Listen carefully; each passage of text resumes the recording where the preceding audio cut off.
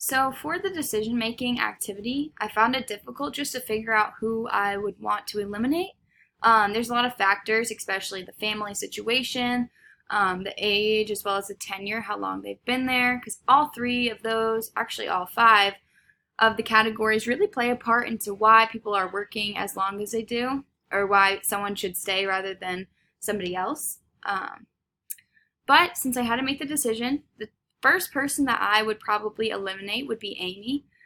She's only been there for 1 year. She's 44-year-old, but she's only average skill level, so it's kind of easy to find someone to replace her, I guess, skill level wise. She is married, but with no kids, so all of the expenses are going to be a lot less than maybe other people. So that's the first person I'd eliminate. And the second person I'd eliminate is probably Bob, just because he has only been there for 2 years as well. He's 55 years old. He has two grown kids.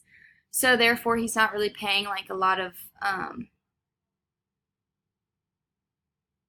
expenses, just like I said, Amy didn't.